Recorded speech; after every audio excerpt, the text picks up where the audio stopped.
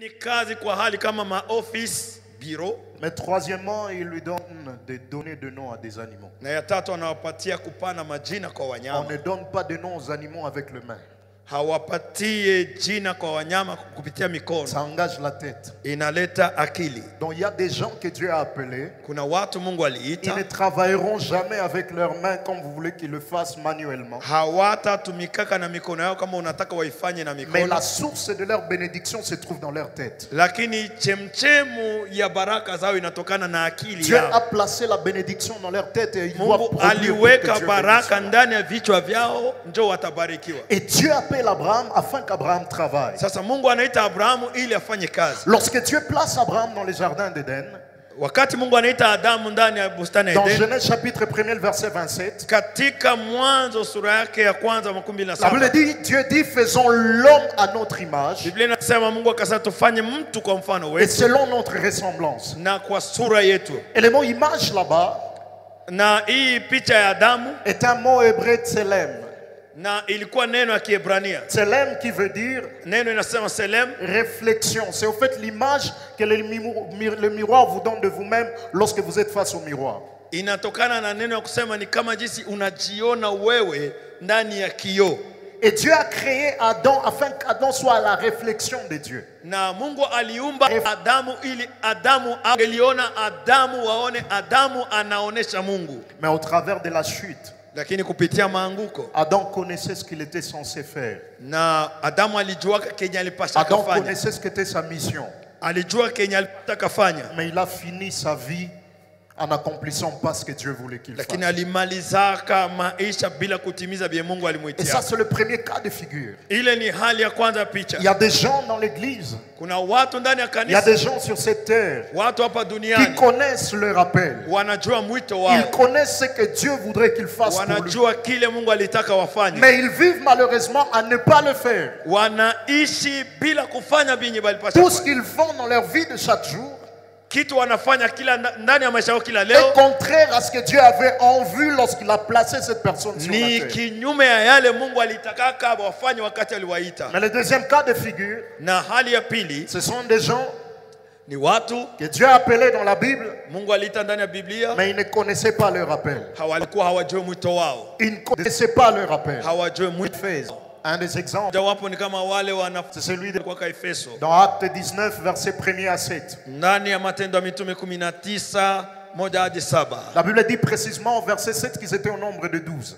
Na Biblia inasema kwa mstari wa 7 kwamba walikuwa 12. Paul arrive dans la ville d'Éphèse. Na Paulo anafika katika mji wa Efeso, Il retrouve des gens anakutana na watu, des gens qui s'appellent chrétiens, watu ambao wanajiita des Wakristo, gens qui vivent la vie chrétienne, watu ambao wanaishi maisha ya mais ils ne Ukristo, la vivent pas au maximum. lakini hawaishi kabisa kamilifu, Ils la vivent au minimum. wanaishi kama Et il leur kawaida. pose une simple question. Anawauliza, Avez-vous reçu le Saint-Esprit lorsque vous avez cru? anawauliza, je, mulipokea Roho Mtakatifu mulipoamini? Écoutez leur réponse. Sikia jibu Nous ya n'avons même jamais entendu parler d'un Saint-Esprit. Nous n'avons na jamais entendu qu'il y ait un Saint-Esprit. hatujasikiaka habari ya Roho Mtakatifu. Lorsqu'ils sont venus à Christ, Walipokuja kwa Yesu de par leur appel en Christ, kupitia mwito wao ndani ya Yesu, nous allons le voir lorsqu'on va parler des appels généraux et des appels individuels. na tutaiona wakati wazungumzia mwito kwa jumla na mwito kipekee. De par leur appel en Christ, Kupitia mwito wao ndani ya Yesu ils avaient accès à l'Esprit. walikuwa wanaweza pata Roho Mais Mtakatifu, parce qu'ils ne connaissaient pas cela, lakini sababu walikuwa hawajui Roho, ils avaient un appel, walikuwa na mwito, mais ils ne connaissaient pas leur appel. wajue mwito wao. Et lorsqu'on ne connaît pas son appel, Na wakati mtu ajue mwito wake, on ne va pas vivre à l'accomplir. hauwezi ishi uitimize ile Et mwito. dans l'église, non seulement qu'il y a le premier cas de figure, Na ndani ya kanisa sio peke yake kukuwa na des ile gens aina ya qui kwanza, connaissent leur appel, watu ambao wanajua mwito wao mais qui vivent à ne pas lakini l'accomplir. wanaishi bila kuitimiza. Deuxièmement, il y a aussi des gens qui ne connaissent même pas leur appel. Ya pili, kuna haina watu ambao hawajui hata mwito wao. Ils viennent à l'église chaque dimanche, Wanakuja kanisani kila Jumapili, ils vont à la chapelle chaque jour, wanaenda kukijiji asubuhi, mais si vous lui demandez quelle est la raison de ton existence, il ne sait rien. lakini ukamuuliza wewe unafanyaka nini, hajui. Pourquoi Dieu t'a placé sur cette Kwa terre? nini Il ne sait Mungu rien. amekuita hapa duniani, hajui. Nous allons voir les conséquences de cela. Tutaona matukio. Connaissez leur... Mais le troisième cas, Watu walijua mwito wao et qui ont vécu à l'accomplir. na waliishi wakaitimia. wakaitimiza Et ils l'ont accompli au maximum. na wakaitimiza kikamilifu. Un des exemples que j'aime, c'est celui de notre Seigneur Jésus-Christ. Ya kwanza mfano ni ya Bwana wetu Yesu Kristo. Dans les deux versets que nous avons lus dans le livre de Jean, Katika shairi mbili ambazo tulisoma ndani ya Injili ya dans Yohana, Jean 19, katika Yohana pendant 19, que Christ est à la croix, il est en train de dire ceci. katika ile sauti anasema Il hivi, dit, tout est accompli. anasema yote yamekwisha, Tout est accompli. yote yamekwisha. Et la Bible dit, après cela, il a rendu l'âme. Na Biblia Ils ont tout baada ya hayo fait référence à quoi? akisema yote yamekwisha, alikuwa anataka sema nini? Parce que généralement, Mara nyingi on dit en disant tout est accompli, wanasemaka, wakati anasema yote, mara nyingi alikuwa anasema kutokana na dhambi ya wanadamu. pendant que la Bible dit qu'il y a des choses qui sont d'actualité au travers de la mort et la résurrection de Christ. Ijapo kuna mambo ambayo inaonekana mpaka sasa, maana ni hiyo kifo kwa mwanzo ya Agano Jipya. La nouvelle alliance est inaugurée par la mort et la résurrection de Agano Christ. Jipya imeanzishwa na kufa na kufufuka Mais en kwa lisant Bwana ce wetu Yesu. passage, Kwa kusoma usomi hii, la Bible est en train de nous dire ile inasema hivi, que Jésus pas après sa mort. kabla hajakufa, hapana, baada ya kufa kwake. Alors en disant tout est accompli, il faisait référence à quoi? Sasa wakati alisema yote amekwisha, alisema nini? Ça nous ramène dans Jean chapitre 17, le verset 4. Yesu kana tuleta ndani ya unzi, À la fin de sa mission sur la terre, wakati anamaliza kazi hapa et il chini est en tu, train de leur dire, anawaambia, lisons ça encore. tuisome Jean tena 17, 4. Yohana 17. Duniani J'ai achevé l'œuvre que tu m'as donnée. nimetimiza kazi ulionipatia. Il dit au Père qu'il a achevé Anaambia Baba ya kwamba amemaliza l'œuvre que le Père lui a. wakati Yesu kazi Tout est accompli. yote Il amekwisha. faisait référence Alikuwa anataka à sema tout ce qu'il était censé faire jusqu'à ce moment-là où il était à la croix. yote ambayo ilimpasa kufanya, ilimpasa kufanya kama kazi Jusqu'à cette période-là, mpaka ile wakati il a parfaitement accompli cela. alitimiza kikamilifu. Une autre personne que j'ai, chapitre 6, Na chapitre 4, les versets 6 à 7. Paulo anaandikia Timotheo katika Timotheo wa pili 4 mstari wa 6 De Timothée 4, 6 à 7. na Timotheo wa pili Tu le bon combat. piga vita vyema, J'ai achevé la course. nimemaliza safari J'ai gardé la foi. na nililinda imani. Frères et sœurs, Wapendwa, c'est possible de vivre sur la terre. injua ya kwamba uko natimiza mwito wako ama hapana. C'est possible de vivre sur la terre Ni kweli yawezekana kuishi et duniani, s'évaluer pour savoir Dieu m'a donné. niko wapi kulingana na mwito Mungu amenipatia. Un des grands objectifs que nous visons au travers de cette semaine, Na lengo mojawapo ambao tunawinda kwa juma c'est hili, qu'il essaie de faire comme une évaluation de sa propre vie. na ajaribu kufanya kama orodha na uchunguzi ya yale ambayo anafanyaka. En se demandant est-ce que ce que je suis en train de faire Fanya ou je suis peut-être en train de passer à côté de ce que Dieu attend de moi que je puisse ama accomplir. ninapita kando ya yale ambayo Mungu alitaka nifanye. Sasa za mwito ni nini? Si on peut essayer de définir l'appel, Kama tunaweza jaribu kutafsiri vizuri mwito, écrivons ceci, l'appel, invitation de Dieu aliko la Mungu à un homme kwa mtu pour réaliser sa volonté ili kutimiza mapenzi yangu qu'il a destiné. kwa ajili ya mtu.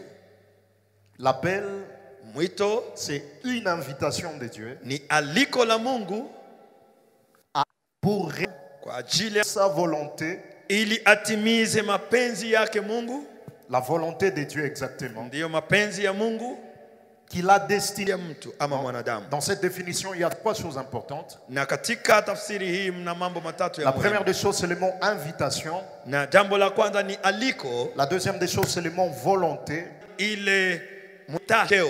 L'appel, c'est une invitation de Dieu. Mwito ni aliko la Mungu. Et tel que nous le verrons, je crois, demain, l'invitation de Dieu est une conséquence de la révélation de Dieu. Na Il se cache toujours une ni matu, invitation de Dieu. maana kwa kila mafunuo ya Mungu panafichwa aliko fulani. Nous allons voir par exemple Ésaïe Tutaona mfano Isaya, qui a eu une révélation de Dieu. kiti ambacho kinainulika sana. Il a vu le pan de sa robe qui remplissait la terre. Akaona pindo la vazi yake ambalo linafunika dunia. Et après cette grande vision de Dieu qu'il a eue, Na baada ya ile maono ya sauti inasema, dans une voix, nani ataenda kwa ajili et il yetu? se lève pour répondre, il dit, mais voici, envoie-moi. Na akashimama akasema, mimi hapa, unitume mimi. Sa vision pour aller et faire un résultat de... Dieu dans sa ilikuwa gloire. matukio ya kumuona Mungu kwa maono. Donc notre vision de Dieu doit naître de notre vision. Notre vision pour Dieu doit naître de notre vision de Dieu. Maono yetu kuhusu Mungu na kutokana na maono. C'est que la plupart des fois lorsqu'on enseigne sur les visions, na mara nyingi wanapofundisha juu ya on maono, dit aux gens, vous devez avoir des visions. wanaambia mnapaswa kuwa na maono. Et que chacun de vous écrive sa vision. Tu veux te voir devenir quoi dans 10 ans? Bon, parce que Dieu voudrait que tu sois dans 10 ans. Ça ne va jamais arriver. Basi kama ile ambayo utaandika karatasi yako haiambatane na yenye Mungu alitaka kwako, hakuna kitu. Et on a des gens qui ont écrit des visions, qui ont même prié pour ça. Ce n'est pas arrivé parce que plusieurs Na tuna watu maana mara nyingi watu que hawaelewi. notre vision pour Dieu doit naître de notre vision de Dieu. Maono yetu kuhusu Mungu inapaswa tokana na maono yetu ambayo tunajua nayo kwa Mungu. Parce que Tokane na sisi lakini natoka avec nous. Et Dieu conçoit une chose. Na Mungu anakuwa na mawazo fulani. Ça nous amène au deuxième mot important que nous avons signifié dans cette définition. Na inatupeleka katika neno la pili ambalo Nous tulisema avons dit katika il y a invitation, mais la volonté de Dieu. hapana kutaka kwa mtu lakini kutaka Dieu kwa Mungu. a une volonté. Mungu iko na kutaka kwake. Dieu a un projet Mungu iko na mpango qu'il voudrait réaliser. anataka timiza. Et Dieu invite l'homme de la volonté de Dieu. Na kama tunazungumzia kutaka kwa Mungu, Dans l'original grec, katika tafsiri ya il y a Kigiriki généralement deux mots pour volonté. kuna maneno mawili kuhusu utashi. Il y a généralement ce qu'on appelle la volonté téléma. Na kuna ile utashi tunaita telema. Et il y a, le premier là, c'est une volonté de Dieu. Donc les choses que Dieu a conçues pour la terre. Na ya kwanza inatafsiri ya kwamba ni mambo Mungu alitaka kuhusu dunia. Les choses que Dieu doit accomplir telles qu'il a prévu. Mambo ambayo Mungu atatimizaka jinsi aliipangaka. Prier, ne pas prier, ça va arriver parce que par exemple, lorsque Dieu est en train de dire dans sa parole, Mfano wakati Mungu anasema ndani ya neno lake, dans les derniers jours, il y aura des temps difficiles. kwa siku za mwisho itakuwa nyakati zigumu. Et les jours dans lesquels nous sommes en train d'aller, Na siku ambazo tunaendea omba très difficile. C'est une volonté que Dieu a. Il ile ni a kutaka prévu kwa d'accomplir Mungu cela. alitakaka bikuwe vile. C'est un programme déjà conçu par Dieu. pour Ile ni l'accomplir. mpango Mungu amepangilia. Mais la deuxième volonté, Lakini Mungu et kwa kila généralement, mtu ça exige na mara nyingi inasababisha qu'on réponde d'une certaine manière tuwe na jibu kwa hali pour fulani que cela s'accomplisse. ili hali atimilike. Dieu a quelque chose. Mungu anataka kile alitaka timiza ndani ya Et dunia. Dieu vous lance une invitation. Sasa Mungu anakuita wewe, L'appel, c'est une invitation de Dieu na mwito ni aliko ya Mungu à l'homme. kwa mtu. Et en parlant de chaque être, de croire qu'il n'y a que certains qui ont l'appel, les autres n'ont pas d'appel. Na mojawapo ya neno mbaya ni watu kuzania kwamba wafulani wana mwito lakini mimi sina. Ce que je suis en train de dire, Kenye niko c'est nasema exactement ceci. ni hii Commercial administratif. En cinquième. nyaka hizi za hesabu Et là, on a étudié un cours qu'on appelait Organisation des entreprises. na ile tukazungumzia somo ambalo linatufundisha namna gani kutengeneza ama kutunza viwanda. Kuna kipengele kimoja kinasema namna gani unaweza fanya biashara yako. Chaque produit que vous voyez sur le marché Na kila kitu unaona kwenye soko est venu pour répondre à un besoin. wahitaji fanyika ili On a étudié le besoin. wamejifunza ile hitaji. Après ce qui est l'étude du besoin, Baada ya kutambua hitaji, on va maintenant à l'étude du milieu. sasa wanaenda kuchunguza. Ça peut être envoyé en Afrique. On s'est dit aux États-Unis. Wanajifunza sema hiki kitu ambacho tunataka kufanya tunaweza kibeba Afrika ama huko Amerika. Il y a des choses qu'on ne peut vendre qu'en Afrique, pas aux États-Unis. Kuna vitu ambavyo vinaweza ushishwa tu Afrika. Et après avoir étudié le milieu, Sasa ya tatu uchungu na pia kujifunza ile kitu ambacho wanataka uzishe. la couleur, Rangi yake, le teint, hali yake, la taille ukubwa wake d'un produit ya kitu est fonction des études qui ont été faites. inatoka Sur le marché, walifanya kwenye soko. il y a d'abord le besoin et toutes ces autres études qui sont faites Kunakuwa hitaji na hesabu na majifunzo fulani afin que ces walifanya. produits viennent répondre exactement au but précis. Kusudi hiki kitu kiwe jibu kwa ile hitaji ambayo ilikuwa. La même chose, Mungu anakuja vile vile il y a inafanyika. des études que Dieu fait. Kuna mambo Mungu anafanya kama Il uchunguzi. commence d'abord par étudier le besoin. Anaangalia kwanza hitaji yenye iko. Et chacun de nous est une réponse de Dieu à un besoin sur la terre. Na kila Mungu baada ya kubuya Mungu kwa Il a décidé de vous envoyer. basi akaamua kukutuma wewe. Et il ne vous a pas envoyé en vain. Hakutuma bure. Il vous a aussi étudié. Alijifunza wewe. Tout ce que tu portes sur toi, Yote ambao wewe uko unatoka. tu as sur toi. Oui. Les parents qu'il faut afin qu'ils aient les gènes qu'il faut pour que toi tu sois tel que tu es. Alijua kwamba ni hawa wazazi wakuwe na chembe chembe ambazo zinafaa kitu fulani kusudi huyu mtu akuwe gizi inataka. Tu ne voulais pas que tu accident. Wewe hauko la kubahatisha. Tu es un projet que Dieu a lakini conçu. wewe ni mpango wa Mungu. C'est là que Dieu est en train de dire à Jésus. Ndio Mungu kwa anaambia Yeremia yako mimi Et nilikujua je t'avais établi prophète. na nikakuweka kama nabii. Comment avant que je ne sois dans le ventre de ma mère tu me connaissais déjà? Namna gani sijaingia mtumbo wa mama yangu ulinijua? Oui, parce que Dieu a fait des études envoyées sur la terre. Alichunguza. Kuna sababu kubwa ya Mungu kukuleta wewe. C'est cela ton appel. Ile ndio mwito wako. C'est cela ton appel. Ile ndio mwito wako. Malheureusement, frères et sœurs, Sasa ya mubaya la ndio. plupart des gens vivent. Watu wengi wanaishi Mais connaître pourquoi ils ont besoin précis qu'ils sont venus résoudre sur cette terre. hawajue haja fulani wamekuja kutimiza ama kuleta jibu kwayo. L'appel, Mwito c'est Dieu qui a une volonté. ni Mungu ndio iko na utashi. Dieu qui a des projets. Mungu anakupatia aliko Dieu qui a des que tu répondes à ce que ili lui a wewe comme plan uwe jibu kwa kile ambacho pour que anataka cela s'accomplisse. ili itimilike. J'aimerais qu'on note ces 4 choses sur l'appel. Nataka kuwene kuhusu mwito. Première des choses, Jambo la kwanza c'est que lorsque Dieu donne l'appel, ya kwamba wakati Mungu analeta mwito, il le fait d'une manière souveraine. anaifanya kutokana na Manière souveraine. anaifanya jinsi yeye anataka. La souveraineté de Dieu, c'est quoi? Na kutaka kwa Mungu ni nini? La souveraineté de Dieu, c'est le fait que Dieu fait ce qu'il veut, comme il veut, quand il veut, avec qui il veut. Kutani na namuna gani yeye ndio anavifanyaka vile vile. Pour appeler un homme, Dieu n'a pas besoin de consulter les gens. Kwa kuita mtu Mungu hana lazima kuambia mtu. Écrivons ce passage, Marc 3:13. 3 le verset 13. Hii usomi Marko 3:13. Écoutez ce que la parole de Dieu est en train de dire. Sikia kile ambacho neno la Mungu iko nasema. Marc 3:13.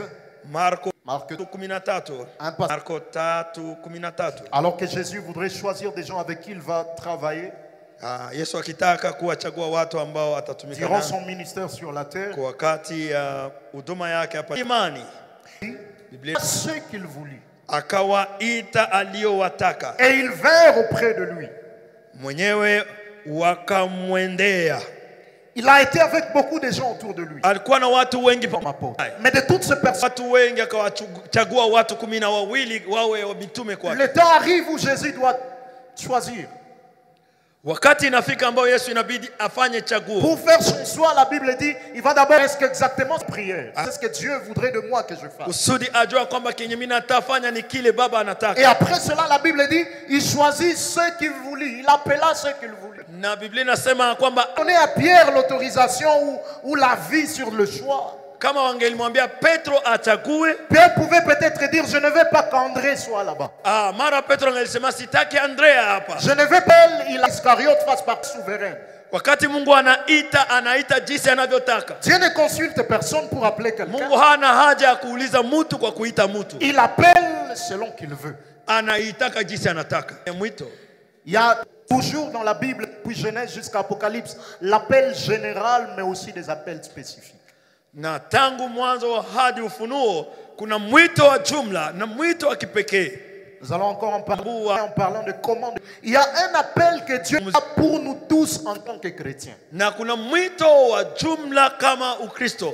Mais chacun de nous a aussi un appel spécifique pour sa Lakini propre. pia vizuri sana. Parce que nous allons le voir demain en montrant comment découvrir son appel. Na tutaiona kesho tukionesha namna gani kutambua ama kuvumbua mwito wako. Nous allons voir que tu ne peux pas découvrir ton appel spécifique Kundua mwito wako pekee kibinafsi kama haujajua mwito wa jumla. Frères et sœurs, Dieu appelle d'une façon générale comme d'une façon spécifique. Wapendwa, Mungu anaitaka watu wote kwa jumla. Wakati unasoma habari za taifa la Israeli Vous ndani ya verrez que Biblia, cette nation avait un appel particulier de la part de Dieu. utaona hii taifa ilikuwa na mwito wa kipekee toka kwa Mungu. Contrairement à toutes les autres nations, Tofauti na mataifa mengi. Anawakamata toka il Misri, les amène en Canaan. anawabeba Là, Kanaani. ils vont abandonner les voies de Dieu. Huko wanaacha Dieu se sheria ya décide Mungu. d'amener l'exil. Wanaenda. André compte, Dieu est en train de les protéger, est en train de les garder, Potee milele. afin que tous n'arrivent pas à échapper et se perdre.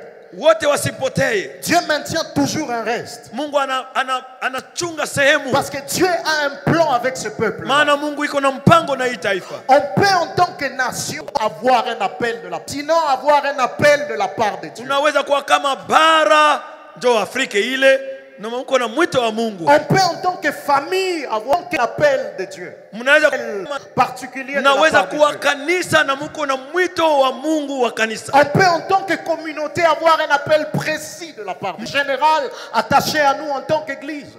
Na shida ni ya kwamba usijue mwito ambao tuko nayo ya jumla kwa kanisa. Est-ce que chrétiens de la RDC, nous connaissons ce qui est appel de la attaché à notre nation? En tant qu'Africains, nous connaissons l'appel de Dieu attaché à l'Afrique. Na kama wa Afrika tunajua mwito wa Mungu ambao unaambatana na Kiafrika. Je donnerai peut-être un exemple. Na pana mfano. Lorsque vous lisez l'histoire de hii ni tunasoma katika shule la un teolojia. cours très vaste. Iko kubwa. Qui a généralement beaucoup d'autres cours, beaucoup de parties à l'intérieur. Na kuna sehemu nyingi ndani yake. La première partie, c'est ce qu'on appelle l'histoire de l'église primitive. Na hii ni habari inayokuja baada ya Biblia tuko nayo. C'est là que vous rencontrez des histoires de gens comme Tertullien.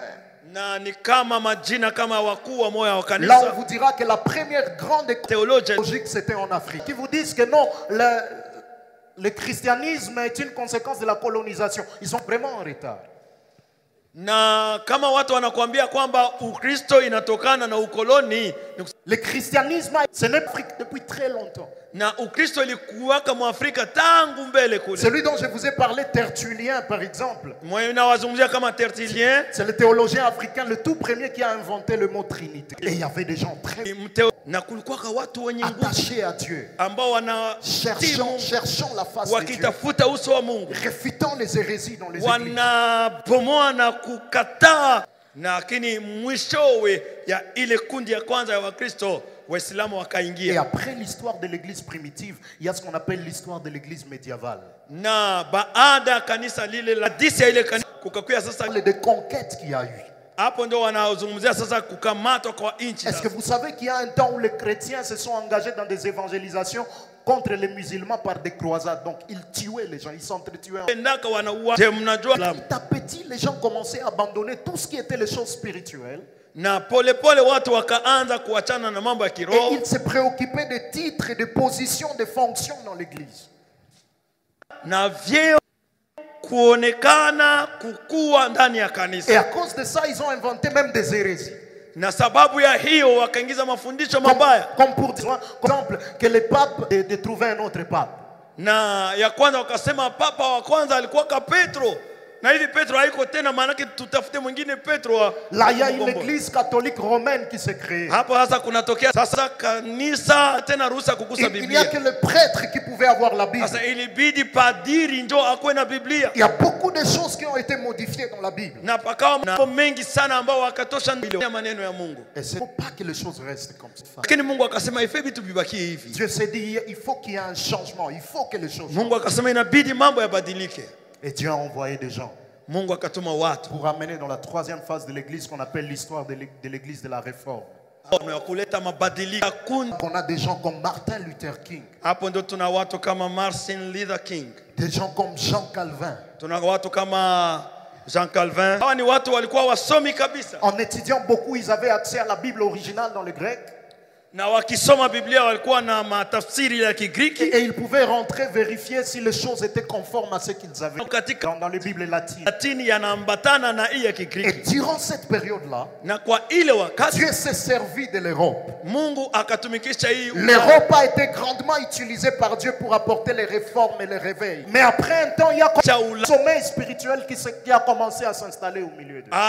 Na baada muda fulani usingizi ya kirona ikaingia ndani ya Ulaya. Ils avaient oublié les choses avaient commencé. Wakasahau mambo ya misingi ya kweli ambayo baba yao walianza nayo. Et là Dieu a introduit l'église dans un autre temps. Sasa Mungu akaingiza kanisa tena kwa wakati mwingine. C'est ce qu'on appelle l'histoire de l'église moderne. Sasa inafika wakati ya kanisa na hapo ndipo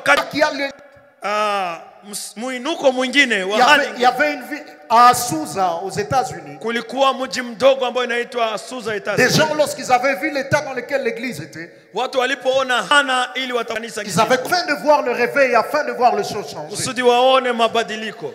Et Dieu s'est répandu puissamment au milieu d'eux. Na Mungu akamiminika uwezo wake ukamiminika juu Il a yake. répandu ses miracles. Même le plan que les gens qui s'est Pakatokea passé. kusema kwa lugha, miujiza ya uponyaji. Et vous verrez que de plus en plus, Na utaona zaidi na zaidi la grâce qu'il y avait sur l'Europe neema ambayo ilikuwa kwa Ulaya. a plus été pour les États-Unis. Mungu ni kama jinsi aliondoa kitu Europa akaibeba Itazini. Mais après eux, avec tout ce qu'ils ont connu comme réveil de la part de Dieu, Na lakini baada ya hao yote walijua kama après eux, il y a uamsho, l'église post-moderne dans laquelle nous sommes. na inakuwa sasa hadithi ya kanisa baada ya maendeleo. Dieu a commencé à se servir de l'Asie. Mungu akaanza tumika na Asia, ndio inatuma misionari wengi duniani. Vous connaissez le pasteur David Yongisho qui est décédé récemment, Mnajua- qui a la première plus grande église au monde, c'est en Corée du Sud. Mnajua ni Pastor David Yongisho ndani ya dunia. De l'Europe, Dieu s'est tourné vers l'Amérique. Toka Europa Mungu akaenda Amerika. De l'Amérique, il s'est tourné vers l'Asie. Kutoka Amerika alienda Italia. Elle est proche. Mais est-ce qu'en tant qu'Africains, nous sommes conscients du plan de Dieu et du projet de Dieu sur nous? Lakini sawa Afrika, mnajua mpango wa Mungu juu yenu? Si nous sommes portés de quitter l'Afrique pour aller répandre l'évangile au monde entier, Itwa kukamata injili na kuibeba kule. Injili gani tuko nayo na si sawa hazina? est-ce que c'est la haine que nous allons amener là-bas au monde entier? Ce sont le poison que nous allons amener au monde entier. Je, ni hizi Un appel général, sumu zetu. mais ils sont ignorants de ce que Dieu voudrait faire. Mungu ana mwito wa watu kwa jumla, lakini watu hawajue. Là, j'étais en train de parler de l'Afrique, Hapo ni kwa zungumzia Afrika. d'une manière brève, en tant qu'église là. Est-ce Je, kama kanisa la Source tunajua mwito wa Mungu, nigeuze lugha, ama agano ya Mungu kwa kanisa la Source c'est pas que c'est bon, nous avons célébré 100 ans. kuwa na miaka 100. Je, tunajua mwito wa Mungu unaoambatana na Sepak? Est-ce que vous connaissez l'appel de Dieu attaché à vous en tant que couple? Je, unajua mwito wa Mungu ambaye inaambatana na wewe sawa ndoa? Parce que lorsque Mungu nous ana sommes ensemble, ndani ya ndoa. vous n'avez pas qu'un appel chacun spécifiquement de la part de Dieu. Hamna mwito wa kila mtu kipekee Mais kwa lorsque Mungu. Dieu vous place ensemble, vous avez aussi un appel de Dieu en tant que couple. Lakini C'est l'appel de Dieu wana, attaché à vous en tant que couple. je, unajua mwito wa Mungu ambao unaambatana na nyebe, mumeolewa, mumeoa? Pourquoi Dieu prendrait la peine de placer cette personne-là seulement auprès de toi? Na kwa nini Mungu alikamata ule bibi Un ama appel attaché à vous en tant que couple. En vous na mettant ensemble. mwito ambao inaambatana na wewe, ile ndoa yenu ni gani? Dans la Bible, il y a des appels généraux, mais il y a aussi des appels généraux, mais aussi des appels spécifiques. Mwito wa jumla na mwito wa kipekee. Troisième chose, Jambo la tatu, à chaque appel est attaché un temps. na kwa kila mwito inaambatana kati. J'aime Jésus. Napenda Yesu. À 33 ans, Miaka 3 il est capable de dire anaweza sema tout est accompli. nilimaliza vyote. Tout est accompli. Yote inaweza sambo Tu n'as pas encore d'enfant. au yazala Tu n'es même pas vieux. au yazeeka bwana. Il comprend que le plus important n'est pas mourir vieux, mais mourir vide. Kama mzee kuzeeka empty, ndio vile Waingereza À wanasema. quoi ça te sert de mourir trop âgé, mais sans accomplir ce que Dieu t'a placé sur la terre, frère? Na itakufaa nini kuzeeka sana na tunatatu anasema vyote nimemaliza. Quatrième vérité. Ya ine, L'appel a 3 phases. mwito una vipindi vitatu Ces phases qui font même partie. ya mafundisho yetu. La première phase, c'est la découverte. Ya kwanza ni kuvumbua, La deuxième phase, c'est le développement. ya pili ni kuendesha. Et la troisième phase, c'est le déploiement. C'est 49 à 52 que nous avons lu. Katika Luka 2:49 hadi 52. La Bible nous dit que Jésus connaissait exactement son appel à l'âge de 12 ans. Biblia inasema Yesu na miaka 12 alijua mwito wake. À l'âge de 12 ans, il savait. Mais est-ce que Jésus est mort à terre pour nous à l'âge de 12 ans? Je, Yesu alikufa kumsalaba na iko na miaka 12. Un des problèmes, c'est de croire que lorsque Dieu te révèle ton appel, tu l'as déjà découvert. Ça veut dire véritablement. Nafaa uitimize ile. C'est là que nous verrons des Jésus qui veulent aller à la croix à l'âge de 12 ans. Ndio tutaona sasa ba Yesu wanataka panda kumsalaba na miaka Il dit, je suis 12. sur la terre pour accomplir la volonté de mon Père. Niko kudunia kusudi nitimize mwito wangu ya On baba te dit, yangu. oui, c'est bon. Le déploiement, c'est à l'âge de 30 ans. Lakini kuanza kuitawanya itabidi miaka 13. Et dans Luc 2:52, la Bible dit Jésus croissait en sagesse, en stature et en grâce devant Dieu et devant les hommes. Sasa katika mstari wa 15 na akipendeza Mungu na watu. Il a découvert son appel. Alitambua mwito Il a wake. commencé à croître ou à Akaanza grandir. komaa katika hali ya kimo Cet appel-là, katika ule mwito wake. nous allons voir comment se fasse ce succès d'entre elles. Na tutaona mambo jinsi yaliendelea Et qu'est-ce que cela implique. na inaleta nini. Alors, trois importances de la connaître son avenir.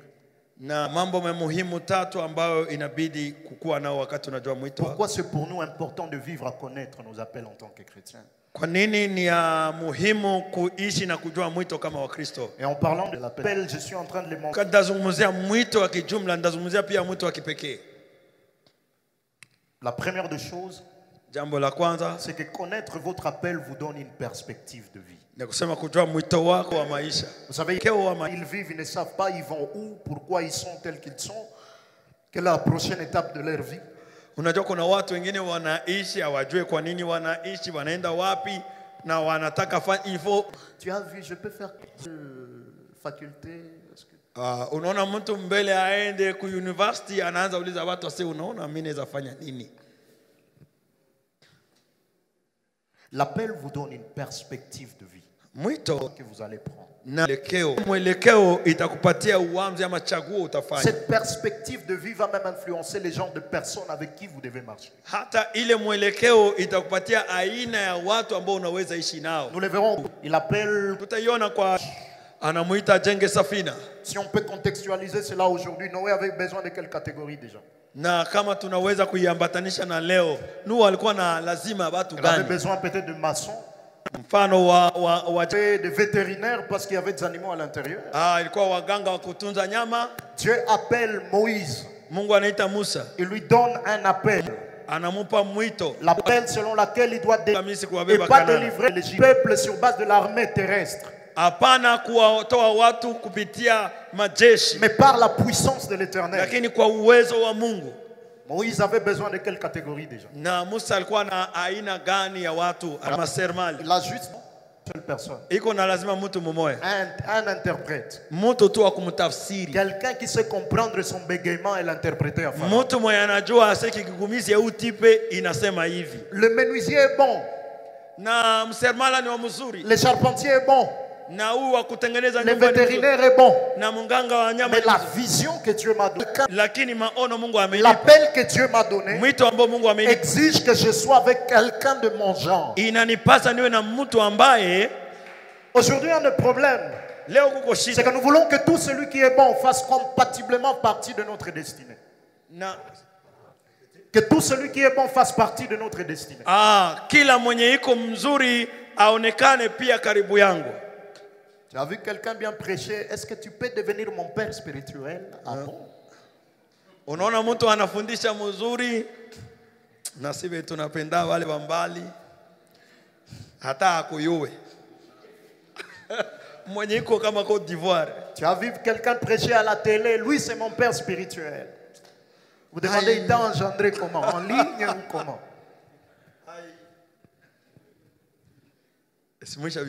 Parce qu'on ne connaît pas son Mtu iko mbali hamuyuana hata anahubiri tu mzuri ase njoo nani wangu.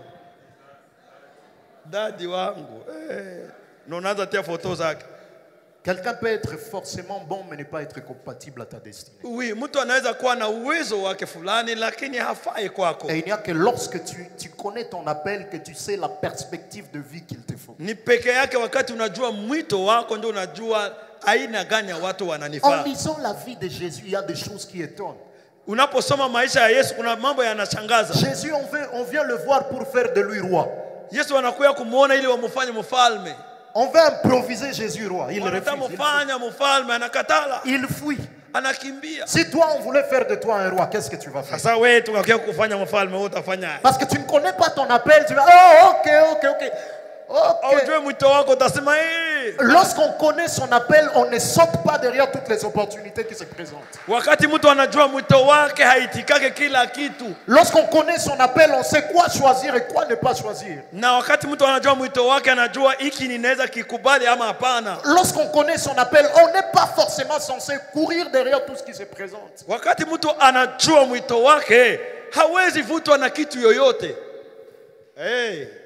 Alors que vous arrivez dans un endroit où on vous dit est-ce que tu sais que c'est très facile de trouver un passeport et changer de nationalité ici? Unafika fasa wanakuambia unajua kama ni jambo rahisi kupata passport hapa na unakuwa wa nchi nyingine. Les autres même le font. Ba mingi wanavifanya. Mais toi Dieu t'a dit rentre au pays. Yeye Mungu anakuambia rudia kwenu. Rentrer pourquoi? Non, c'est là que je te veux. Nirudie jua ni mbona vingine viko naenda huku. Connaître son appel vous donne une perspective de vie. Kujua mwito wako inakupatia mwelekeo. Ça influence vos décisions. Na inakuwa na nguvu katika uamuzi wako na machaguo lako. La deuxième des choses avant la troisième chose. Na ya pili kabla sijafikia ya tatu ya kumaliza. Connaître votre appel. Kujua mwito wako. Vous êtes dans la gestion des saisons de la vie liées à cet appel. Inakusaidia kuchunga muda vizuri inaambatana na ile mwito wako. Chaque appel a des saisons. Kila mwito una wakati. Lorsque je suis en train de parler de la source, connaître notre appel en tant qu'église la source. Wakati nazungumzia la source kujua mwito wenu. Chaque appel a des saisons liées à cet appel. Kila mwito una wakati. Et si vous ne connaissez pas votre appel, kama haujue wakati wako na mwito wako, vous ne saurez pas comment gérer les saisons de la vie liées à cet appel. Hautajua namna gani kutunza wakati inaoambatana na mwito wako. Si Dieu t'a appelé peut-être prêcher, kama Mungu alikuita ukwe mhubiri, et que toi tu prends cela pour commencer à t'exposer pendant le temps qu'il te veut cacher, il veut te former. Na wewe unaanza pita mbele ya watu na kitu Mungu anakufichika kwanza. Tu vas commencer à demander les chairs un peu partout parce que 10 personnes ont prophétisé que tu es prophète ou enseignant de la parole. Tu commences à aller chercher les chairs. Sasa wewe unaanza zunguruka makanisa yote, juu mtu fulani anakuambia siko mhubiri, uko na mwito au nabii. Wewe unaanza hapo munifungulie milango. Tu auras le porte mais tu vas risquer d'aller exposer ton ignorance à la chair. Utafunguliwa milango lakini kuko bahati mbaya kwenda kuleta bujinga yako mbele ya watu. Et même les portes qui pouvaient être ouvertes dans 10 ans te seront fermées. Hata sasa milango yenye wangekufungulia kule nyuma bataifunga mbele. Parce que tu ne comprends pas, oui j'ai l'appel, mais quelle est la saison liée à cet appel dans laquelle je suis? Sababu hauelewi, unajua niko na mwito lakini wakati ya hii mwito ni gani? Dieu te dit tu vas travailler temps plein ministère de la parole. Mungu anakuambia utatumika maisha yako yote kwa katika huduma ya neno. Il te le dit aujourd'hui. Anakuambia leo. Aujourd'hui même tu abandonnes les études. Ile siku pale pale unaacha masomo. Est-ce que Dieu t'a demandé d'abandonner les études parce que tu finiras dans temps plein au ministère de la parole? Mungu anakuambia uache masomo, unajua anakuita mwito wa kuhubiri. Lorsqu'on connaît son appel, wakati mtu anajua mwito wake, ça nous donne de savoir bien gérer les saisons de la vie liées à cet appel. Inatupatia kujua kutunza mzuri muda ambayo inaambatana na mwito. Parce que si on ne gère pas bien une saison, maana kama utunze vizuri wakati, ça peut être un obstacle afin que nous entrions dans la prochaine saison. Inaweza kuwa kizuio usiingie kwa wakati mwingine unaokuja. Tu peux arriver dans une saison de la vie où les portes te sont ouvertes. Tu ne forces pas, il y a des portes qui te sont ouvertes. Unaweza fika kiwango kimoja unakutana milango inajifungulaka yo peke, wao upigake hata hodi. Tu commences à avoir l'argent tel que tu ne l'as jamais eu. Unaanza ona pesa zinajileta zenyewe. Mais si tu ne comprends pas qu'ils te font investir. Kama uelewa kwamba hizi inafaa niziweke, sasa unaanza zikula kalanga kila asubuhi. Tu croiras que l'argent, les opportunités seront toujours là, même demain, après-demain. Oh, tata se Mungu anakukumbuka wewe tu ndio atabakia anakumbuka kila siku. Nous avons dit à chaque appel, il y a un temps précis pour l'accomplissement et l'exécution de cet appel. Na tulisema kwa kila mwito kuna mambo ambayo yanafaa kwa kutimiza ile mwito. Et à chaque appel et na mwito. La troisième, la dernière des choses. Ya tatu na ya mwisho. Connaître son appel. Kujua mwito wako. Vous êtes à éviter la compromission. Inakusaidia kutochanganyikiwa. La compromission. Inakusaidia kujitenga na hali ya kuchanganya vitu. Le danger de la compromission, il est réel à l'extérieur. Na huku nje kuna mambo mengi sana ya kuchanganyisha watu. Là où tu vas, c'est le péché que tu... Wakati lorsque tu n'avais pas encore... unaanza pata pesa na wewe ya kukuingiza muzambi yenye ilikuwa mbali ya nguvu. Avant, tu pouvais avoir envie, mais tu n'avais pas le moyen. Mais là, tu as le moyen. Sasa mbele ulikuwa na tamaa pata na pesa. Tu arrives à un niveau où on te dit non, non, pour être un homme de Dieu puissant, tu dois toucher à des choses ici. Na unafika wanakwambia si wewe uko bakia nyuma, si uguse hapa hivi. Kwa Oublier ton appel. utagusa vile vitu. Une des choses qui a aidé Joseph Mmoja wapo mambo ilisaidia Yusufu pour tenir en Égypte. kwa kuweza kubakia imara katika Misri. Il savait qu'il n'était pas en Égypte. Misri hapana juu ya kazi lakini juu ya taifa. Mais beaucoup de Joseph ont sacrifié la nation pour garder un petit travail. Lakini sasa wa Yusufu wengi sana walihusisha saliti inchi, walisahau ya kwamba walikuwa Misri hapana juu ya kupata kazi lakini juu ya taifa. Connaître ton appel t'aide à éviter la compromission. Na kujua mwito wako itakusaidia usichafuke. L'occultisme professionnel dans cette universitaire. Katika viwanda vya kazi na katika mashule kubwa kubwa. Mais y a-t-il des jeunes qui vont à l'université et ils savent que je ne suis pas venu simplement étudier ici, mais je suis venu comme un ambassadeur de Dieu. C'est un mouvement de Dieu dans nos... Wakili wa Mungu ili niweze kuonesha Mungu hapa. Des gens qui trouvent un emploi. Watu ambao wanapata kazi. Et ils comprennent que Dieu leur a donné ce travail pour d'abord être des ambassadeurs. Lakini ananipatia ili niwe kama balozi wake hapa. L'appel vous donne une perspective. Na mwito inakupatia mwelekeo. L'appel vous donne de savoir gérer les saisons de la vie attachées. Na mwito inakupa muda ya kujua kutunguka kuharibika. J'aimerais que quelqu'un se tienne debout et qu'il dise à Dieu. Penda mtu mmoja shimame na ambie Mungu neno fulani. J'aimerais être comme Christ. Ningelipenda kuwa Bwana kama sa vie a dit Bwana ambaye katika mwisho wa maisha yasema nimepiga vita vizuri. Frères et sœurs, nous allons le voir au courant de la semaine. Wapendwa, tutaiona kwa juma hili. Accomplir son appel ne signifie pas simplement avoir des véhicules. La majorité a des véhicules. Commencer à se lancer dans la recherche des véhicules. Na mtego moja wapo ni kama unakuwa ndani ya kanisa watu wote biko na magari na wewe unaanza waza si na mimi nikuwe nayo. Paul a accompli sa mission. Mtume Paulo alimalizaka kazi yake bila kuoa na unaweza maliza kazi yako yote bila ndoa. Peut-être aujourd'hui on chasserait tous les démons de célibat en lui pendant qu'il n'y en avait pas. Sasa leo angelikuyafukuza Mungu unahitaji kujua mwito wangu. Au-delà de connaître mon appel, je vais vivre à accomplir au maximum mon appel. Na zaidi ya kujua mwito wangu ningelipenda niishi nikitimiza kikamilifu. Ningelipenda mtu ambaye mpaka sasa hajajua kwa nini Mungu amemuita. Quelqu'un qui croyait que sa naissance était peut-être un accident. Il n'avait pas de raison de vivre. Merci car tu me connais. Ningelipenda ambie Mungu asante maana unanijua. Merci car ma venue sur la terre n'était pas un accident. Asante sababu kuja kwangu duniani haikukuwa kama ajali. Les hommes ne l'avaient peut-être pas moi vu, mais toi tu l'avais besoin de ma vie. Unaambia Bwana nipatie kutambua sababu ya mimi kukua. Donne-moi découvrir la raison de mon existence. Nipe kujua kwa nini niko. Est-ce qu'on peut déjà parler à Dieu? Je tunaweza anza maombi. On peut parler à Dieu. Tu as déjà découvert ton appel. Ulikuwa hujajua kama mwito wako. Dis à Dieu, donne-moi à garder la perspective.